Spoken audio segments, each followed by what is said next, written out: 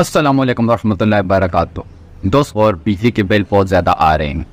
आप देख सकते हैं कि पाकिस्तान के अंदर अगर एक बंदा 100-150 यूनिट भी उसके अगर कंज्यूम होते हैं, जलते हैं, तो उसका बिल भी 6-7 हज़ार रुपये आ रहा है। और अगर एक बंदे के 200 यूनिट से ऊपर जाते हैं तो उसका बिल भी जो है वो 15-16 हज़ार रुपये आराम से आ जाता है, 10 हज़ार आ जाता है। तो दोस्तों, इस टाइम आपको जो है वो सोलर की सख्त ज़रूरत है। अगर आप एक छोटा सा सिस्टम भी घर में लगा लेते हैं सोलर का, तो आप अपने बिल के अंदर अच्छी खासी कमी कर सकते हैं। तो दोस्तों, आप अगर सोलर सिस्टम डिज़ाइन कर रहे हैं तो मैं यही आपको रेकमेंड करूंगा कि आप अगर कम से कम 3 सोलर पैनल लगा लेते हैं और उसके साथ आप एक MPPT चार्ज कंट्रोलर लगाते हैं तो आपका अच्छा खासा लोड चल जाएगा। आपके फ्रिज और 1-2 और बड़ी चीज़ों के अलावा आप हर लोड उसके ऊपर 3 प्लेटों के ऊपर चला सकते हैं, आगे इन्वर्टर लगाकर या UPS वगैरह। तो दोस्तों, आज हम बात करने जा रहे हैं MPPT चार्ज कंट्रोलर के बारे में। तो दोस्तों, MPPT चार्ज कंट्रोलर आप ये समझे कि आपने अगर 3 पैनल लगाए हैं तो वो आपको 5 पैनल का काम करके देगा, क्योंकि ये एक जदीद टेक्नोलॉजी है। इसको नए उस पर डिज़ाइन किया गया है और ये आपके एम्पेयर को बढ़ा कर देता है। आपके जो इजाफी वोल्ट होते हैं प्लेट्स के, उनको ये ज़ाया नहीं करता, बल्कि आपको उसके एम्पेयर बनाकर आगे देता है। तो आप जानते हैं कि आपको ज़्यादा लोड चलाने के लिए एम्पेयर की ज़रूरत होती है। जब आप 2 सोलर पैनल लगाते हैं पैरेलल तो आपको तकरीबन 15-16 एम्पेयर मिलते हैं।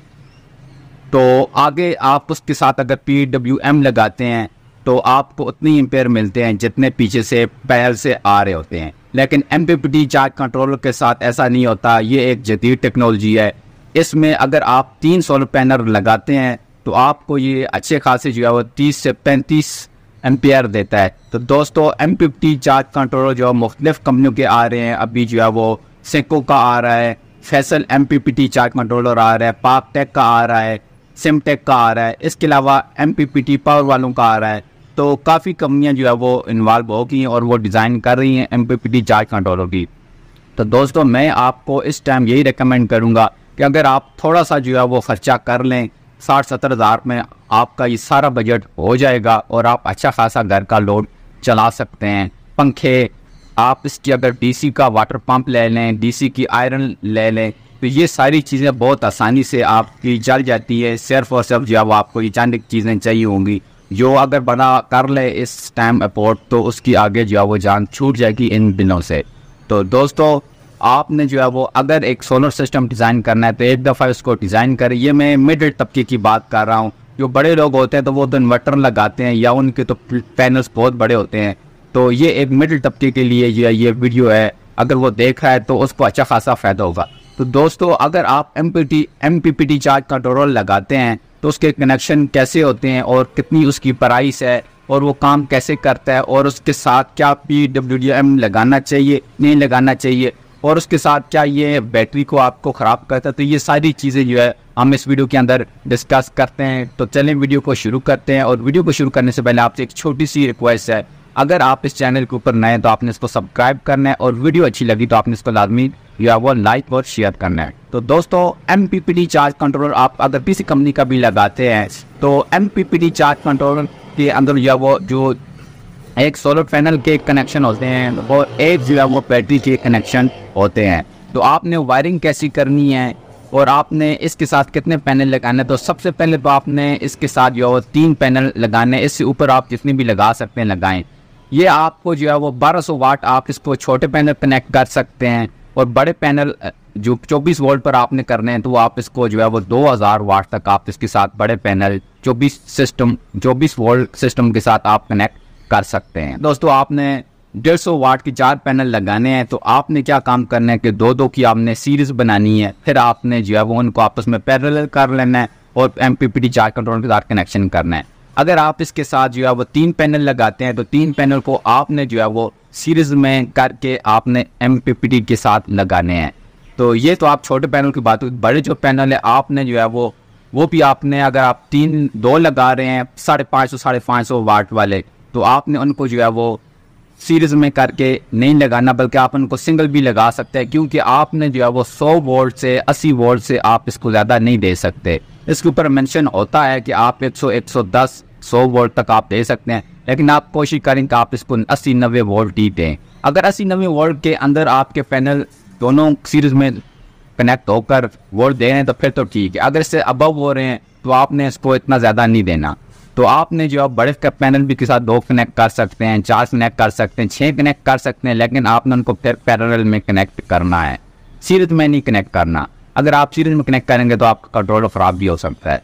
तो दोस्तों सबसे पहले तो ये पैनल की बात होगी, आपने उनको कैसे कनेक्ट करना है। उसके बाद दोस्तों आपने जो सबसे पहले MPPT चार्ज कंट्रोलर के साथ आपने पैनल को कनेक्ट करना होता है। उसके बाद आपने बैटरी को कनेक्ट करना होता है।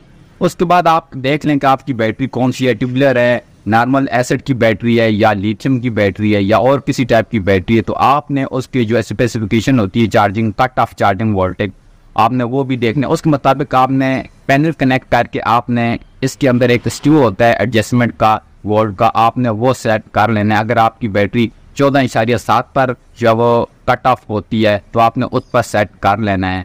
अगर आपकी बैटरी 14.1 पर होती है तो आपने वो सिलेक्ट कर लेना है। ये सेटिंग आपने पैनल कनेक्ट करने के बाद आपने करनी होती है। उसके बाद आपने बैटरी को कनेक्ट करना है। सबसे पहले आपने सोलर की वायर कनेक्ट करनी है MPPT के साथ। उसके बाद दोस्तों आपने बैटरी को कनेक्ट करना है। तो दोस्तों ये आपकी बैटरी को बहुत जल्दी चार्ज कर लेता है। तो ये इसकी तरतीब है कनेक्शन की।